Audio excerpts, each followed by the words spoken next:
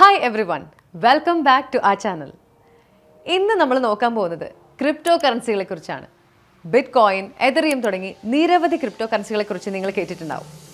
എന്താണ് crypto currency and എന്താണ് crypto കറൻസിയുടെ പ്രത്യേകത? ഇതൊക്കെയാണ് നമ്മൾ ഇന്ന് നോക്കാൻ പോകുന്നത്. എന്താണ് ക്രിപ്റ്റോ കറൻസി?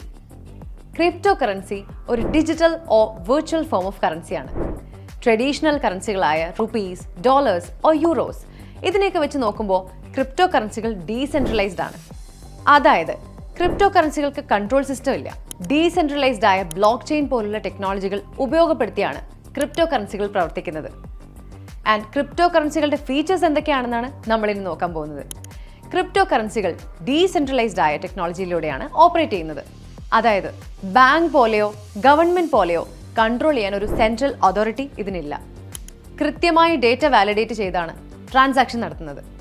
ഈ ട്രാൻസാക്ഷൻസിനെ നോഡ് എന്ന് വിളിക്കും. വാലിഡേറ്റ് ചെയ്യുന്ന പ്രോസസ്സിനെ കോൺസെൻസസ് മെക്കാനിസം എന്നാണ് പറയുന്നത്. ക്രിപ്റ്റോഗ്രാഫിക് ടെക്നിക്സ് വഴി സെക്യൂർ ആയിട്ടാണ് ക്രിപ്റ്റോ കറൻസി ട്രാൻസാക്ഷൻ ചെയ്യുന്നത്. അതായത് ഓരോ ട്രാൻസാക്ഷൻസും ഡീകോഡ് ചെയ്യപ്പെടുന്നു. ഓരോ പുതിയ യൂണിറ്റുകളായ ട്രാൻസാക്ഷൻസിനെ കൺട്രോൾ ചെയ്യാനും പറ്റും.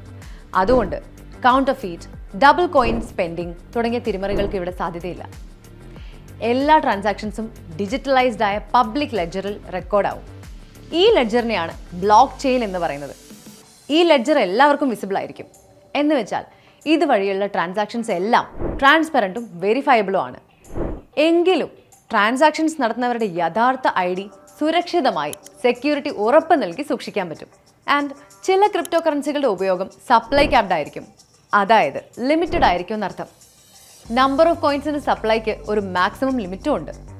ഈ ലിമിറ്റ് ഇത്തരം കറൻസികളുടെ ക്ഷാമം ഉണ്ടാക്കുകയും കറൻസികളുടെ ഡിമാൻഡിനെ യഥാസമയം കൂട്ടുകയും ചെയ്യുന്നു. ക്രിപ്റ്റോ കറൻസികൾ ലോകത്തിൻ്റെ എവിടെയും ആക്സസിബിൾ ആണ്.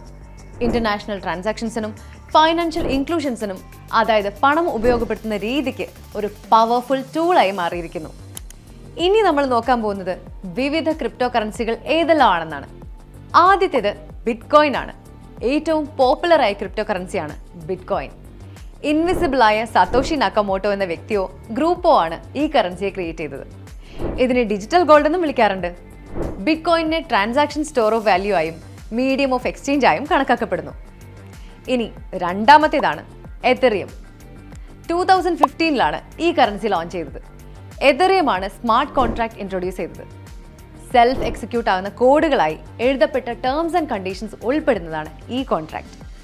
വെറും ഒരു കറൻസി എന്നതിനേക്കാളും ഡീസെൻട്രലൈസ്ഡ് ആപ്ലിക്കേഷൻസ് ഉള്ള ഒരു പ്ലാറ്റ്ഫോം കൂടിയാണ് എതറിയം. ഇനി അടുത്തതാണ് ബിനാൻസ് കോയിൻ. യൂട്ടിലിറ്റി ടോക്കൺ എന്ന രീതിക്ക് ഉപയോഗിക്കാവുന്ന കറൻസിയാണ് ഇത്.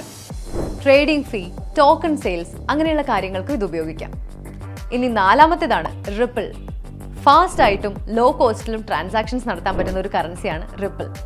ക്രോസ് ബോർഡർ ആയിട്ട് നടത്തുന്ന ട്രാൻസാക്ഷൻസിനെ ഈ ടെക്നോളജി ഉപയോഗിച്ച് ഫൈനാൻഷ്യൽ ഇൻസ്റ്റിറ്റ്യൂഷൻസ് സ്ട്രീംലൈൻ ചെയ്യുന്നു. ഇനി അവസാനത്തേതാണ് light coin.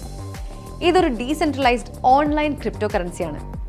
Products and services വാങ്ങാൻ ഈ കറൻസി ഉപയോഗിക്കുന്നു. ഇതൊരു പിയർ ടു പിയർ ക്രിപ്റ്റോ കറൻസിയാണ്. So let's summarise. ഡീസെൻട്രലൈസ്ഡ് ആയ ഒരു ഡിജിറ്റൽ കറൻസിയാണ് ക്രിപ്റ്റോ കറൻസി. വേഗത്തിലും വളരെ എളുപ്പത്തിലും ഇത്തരം കറൻസികൾ ട്രാൻസ്ഫർ ചെയ്യാം. ഡീസെൻട്രലൈസ്ഡ് സിസ്റ്റം ആയതുകൊണ്ട് തന്നെ ട്രാൻസാക്ഷൻസ് എല്ലാം ട്രാൻസ്പെറൻ്റ് ആണ്, സെക്യൂറും ആണ്. And if you found this video helpful, be sure to hit that like button and subscribe for more content like this. If you have any queries, drop them in the comments below. Thanks for watching and see you in the next video.